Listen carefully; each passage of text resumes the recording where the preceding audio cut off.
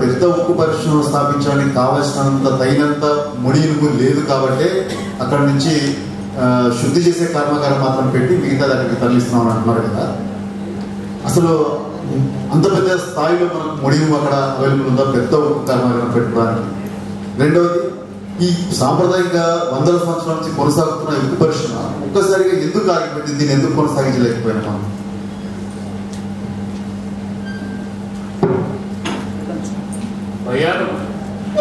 నిజానికి సరిపోదు. దాంట్లో రెండు క్వాలిటీస్ ఉన్నాయి. ఒకటి లాటరైట్ కోర్ ఉంది, ఇంకోటేమో మ్యాగ్నెటిక్ కోర్ ఉంది.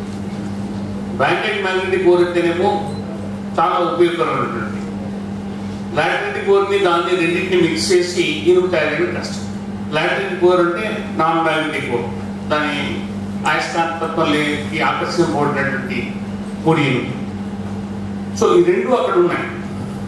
దాన్ని వేరు చేసి పరిశ్రమలో ఉపయోగించుకోవాల్సిన అవసరం. ఇంకోటి, ఓర్లో కూడా పర్సంటేజ్ చూస్తారు. అది మినిమం 60 ఎబో ఉంటేనే అది ఉపయోగకరమైనటువంటి ముడి ఇనుముగా ఉపయోగపడుతుంది పరిశ్రమ. ఇప్పటి పరిశ్రమ ఎట్లాంటిదంటే వాళ్ళకి చాలా హై క్వాంటిటీ వచ్చే 60 to 80% వచ్చేటువంటి ఓర్ అయితేనే వాళ్ళు యాక్సెప్ట్ చేస్తారు. అయితే మన దగ్గర కుద్రముప్పు ప్రాజెక్టు ఒకటి పెట్టిన కర్ణాటకలో వాళ్ళు ఏం చేస్తున్నారు, ముడి ఇనుము తవ్వి దాన్ని శుద్ధి చేసి ఆ శుద్ధి చేసినటువంటి ఇనుమును పంపిస్తున్నారు. ఎందుకంటే అనుకున్న సిలికాన్ కానీ క్లే పార్టికల్స్ కానీ అన్ని పోయిన తర్వాత వచ్చినటువంటి 70-80% సాలిడ్ ఓర్ని డైరెక్ట్ డంప్ చేసినారు యార్డ్.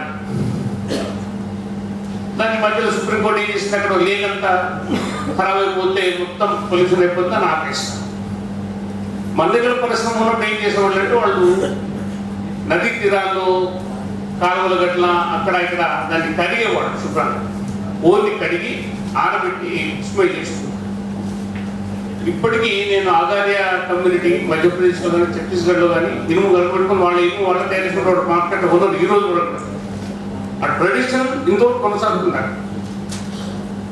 అట్లాగే ఉత్తమ ఇక్కడ రాంచీలో ఛత్తీస్గఢ్ కూడా కాకుండా మధ్యప్రదేశ్లో బీహార్లో అక్కడక్కడ కొన్ని ప్రాంతాల్లో ట్రైబల్స్ వాళ్ళ ఇనుము వాళ్ళు తయారు చేసుకుంటారు. వాళ్ళు తయారు చేసుకున్న దానికి సరిపడా ఇనుము ఉంది వాడు. కానీ భారీ ఎత్తున పరిశ్రమలో రోజుకి 1 మిలియన్ టన్నుల ఓర్ కావచ్చు. అంటే ఒక్క బయ్యారంలోనే కాదు, పరిసర ప్రాంతాల్లో వరంగల్లో కానీ కర్నూలులో కానీ ఆదిలాబాద్లో కానీ మనకి కావలసినంత ఇనుము ముడి ఇనుము ఉంది. యాక్చువల్గా రాజశేఖర రెడ్డి ప్రభుత్వం రాకముందు ఒక 3 స్పాంజ్ ఐరన్ ఫ్యాక్టరీ శాంక్షన్ అయ్యాయి.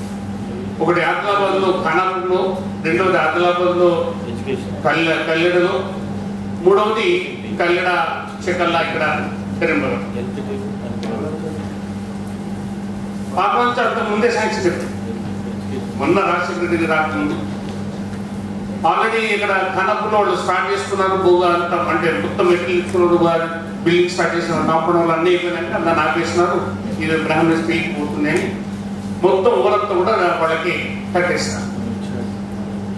కాబట్టి ఇదంతా చూస్తుంటే మనకి 3-4 నుంచి 8 స్పాంజ్ ఐరన్ ఫ్యాక్టరీ లేదంటే బయ్యారంలో స్టీల్ ఫ్యాక్టరీ పెడితే సరిపడంత ఉక్కు మన దగ్గర తయారవుతుంది. ఆ ఎస్టిమేషన్స్ అంతా ఎవరు ఇవ్వాలి? జియోలజీ డిపార్ట్మెంట్ ఎన్ఎండిసి వాళ్ళు ఇవ్వరు. ప్రభుత్వం ఎట్లా కొట్టా చేస్తారు. కాబట్టి లేదు సరిపడదు అని చెప్తామంటే చెప్తారంటే మనం నమ్మాలి. వైజాగ్లో లేనప్పుడు పెడతారు. వైజాగ్లో వైజాగ్లో ఉంది. అంటే ఉత్తర ప్రాంతంలో తెచ్చుకుంటున్నారు. ఉత్తర ప్రాంతం నుంచి బాగా వస్తుంది. అంటే ముఖ్యంగా ఒరిస్సాలో చాలా ఉంది. ఇకపోతే మన పరిశ్రమ ఎందుకు విస్తృతమైంది అనేది ప్రధాన కారణం 1862. ఎందుకంటే చెప్పాను షుపేడ్లో ఇనుము పరిశ్రమ స్టార్ట్ అయిన తర్వాత వాళ్ళ ఇనుము అమ్మకపోతే భారతదేశంలో పరిశ్రమని ఆపేయాలంటే డైరెక్ట్ ఆపేయలేరు. సో ఫారెస్ట్ ప్రొటెక్షన్ యాక్ట్ తీసుకొచ్చిన 1862లో ఫారెస్ట్ క్లాస్ ముఖ్యంగా అసలు 1852 వాటిలో ఉపయోగించిన కత్తుల వల్ల చనిపోయిన బ్రిటిష్ వాళ్ళు వాళ్ళ పరిస్థితి చూసుకొని కూడా ప్రధానంగా ఈ పరిశ్రమ ఆపేసి. పరిశ్రమ ఆపేయాలంటే ఏం చేయాలి? ఒకటి ప్రొడక్షన్ ఆఫ్ ఫారెస్ట్ కింద ఎవరైతే ఎక్కువ కట్టే వాడుతున్నారో బొగ్గు కోసమని, పరిశ్రమ కోసమని, వాళ్ళ మీద అంతకుముందు 24 రూపాయలు ఉన్నటువంటి పర్ ఫ్యామిలీ ఫర్నిచ్ ట్యాక్స్ని 77 రూపాయలకు వచ్చింది. ఇది రికార్డు. అంటే 24 రూపాయలే కట్టడం కష్టమైనప్పుడు 77 రూపాయలు కట్టడం చాలా కష్టమైంది. కాబట్టి నేను బెటర్ బయట మార్కెట్లో ఉన్న తీసుకొచ్చుకొని వాడుకుంటే సరిపోయింది కదా చీప్లో. వాళ్ళ మార్కెట్ సేల్స్ ఇంక్రీజ్ అవుతాయి. తర్వాత ఇక్కడ పరిశ్రమ కూడా అంతరించుకోవచ్చు. 1900 వచ్చేటప్పుడు టోటల్ పరిశ్రమ మూతపడింది. దాని ఇంటి అవసరాలు కూడా తక్కువ చేసుకుని వేస్తే ఏదైనా మార్కెట్లో కొనుక్కోవచ్చు. వాళ్ళు అప్పటికే కార్బన్ యాడ్ చేయడం ప్రారంభించిన మెటల్లో కార్బన్ కాకుండా నికెల్ అవన్నీ కలిపేసి దాంతో వచ్చినటువంటి స్ట్రాంగ్ మెటల్ని మన దేశంలో ఇంట్రొడ్యూస్ చేశారు. అది కూడా ఒక కారణం. అట్లాంటి మెటల్ని మన దేశంలో రావడం వల్ల పరిస్థితి అంతరించింది. సార్ ఒక డౌట్ సార్.